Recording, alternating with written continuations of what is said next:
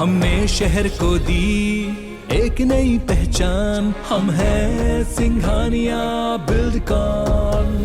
पदोन्नति में आरक्षण को लेकर मध्य प्रदेश सरकार मैराथन बैठक कर रही है, लेकिन बैठक का अब तक कोई नतीजा नहीं निकला है। गृह मंत्री नरोत्तम मिश्रा का कहना है कि कर्मचारी संगठनों को पहले ही कहा था कि सर्वसम्मति से एक प्रस्ताव बना लें और उसको सरकार मान्य कर देगी। तमाम बैठकों में 90% विषयों पर सहमति बन गई, लेकिन कल की बैठक में एक कर्मचारी संगठन की तरफ से ये कहा गया है, प्रस्ताव दिया गया है कि मामले पर आगामी 24 फरवरी को सुप्रीम कोर्ट में सुनवाई होगी, लिहाजा निर्णय से पहले न्यायालय के आदेश का इंतजार करना चाहिए। गृह मंत्री ने कहा, सरकार ने प्रशासन को कर्मचारी संगठनों के साथ सहमति बनाने और रास्ता निकालने का निर्देश दिया है।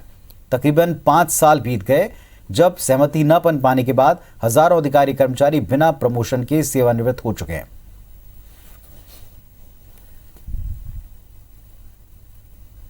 कर्मचारी संगठनों की ओर से एक पक्ष का प्रस्ताव ये आया कि 24 तारीख को सुप्रीम कोर्ट का निर्णय आ रहा है, तो उसका प्रतीक्षा कर लेना चाहिए, उसके प्रकाश में फिर निर्णय करना चाहिए, जिस पर सम्मानित सभी मंत्रीगणों की भी एक राय थी, तो उसको फिर आगे बढ़ाया है। और भोपाल का रुख करेंगे, हमारे सहयोगी विवेक पटैया हमारे साथ में जुड़ रहे हैं। विवेक, प्रमोशन में आरक्षण एक ऐसा मुद्दा है जो सरकार के लिए एक बड़ा चैलेंज बना रहा। सरकार ने सपाक्स अजाक्स दोनों को कहा कि आप रास्ता निकाल लें, एक फॉर्मूला या एक सहमति के आधार के ऊपर प्रस्ताव दें। क्या इसमें अब तक आगे हो पाया है? सरकार के सामने फाइनली कोई प्रस्ताव गया है क्या? मध्य प्रदेश में प्रमोशन में आरक्षण लगभग 5.25 साल से लंबित है और ऐसी स्थिति में हजारों कर्मचारी बिना प्रमोशन के रिटायर भी हुए हैं। बीच का रास्ता निकालने के लिए मंत्री समूह भी गठित किया सरकार ने, लेकिन लगातार मंत्री समूह की जो बैठकें हो रही है वो बेनतीजा हो रही है और उसके पीछे का सबसे बड़ा कारण है जो कर्मचारी संगठन है सपाक्स और अजाक्स, दोनों का एक राय नहीं होना।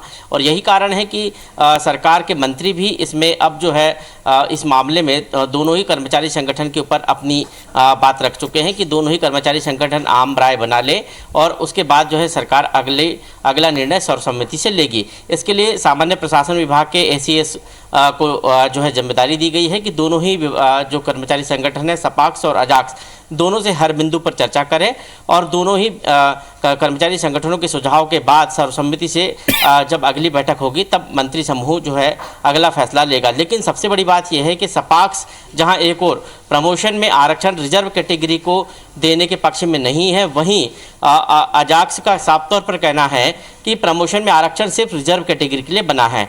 सपाक्स ने यह भी तर्क दिया है कि क्रीमिलियर जो शर्त है उसके आधार पर प्रमोशन होने चाहिए, लेकिन अजाक्स का साफ तौर पर कहना है कि संविधान सम्मत प्रमोशन होने चाहिए। प्रमोशन में जो आरक्षण की व्यवस्था है वो रिजर्व कैटेगरी के लिए है और इसलिए रिजर्व कैटेगरी को रोस्टर के आधार पर ही प्रमोशन देना चाहिए।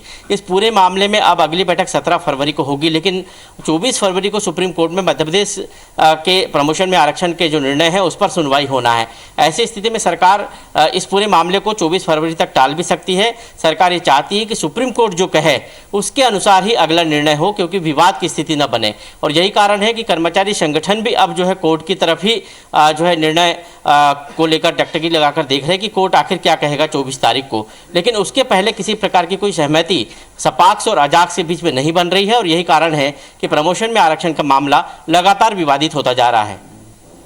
बहुत शुक्रिया विवेक आपका इस पूरे अपडेट के लिए। तो सपाक्स अजाक्स के बीच में किन मुद्दों पर बातचीत हुई और किन मुद्दों पर सहमति बनना बची है, इसके बारे में विवेक हमको बता रहे थे।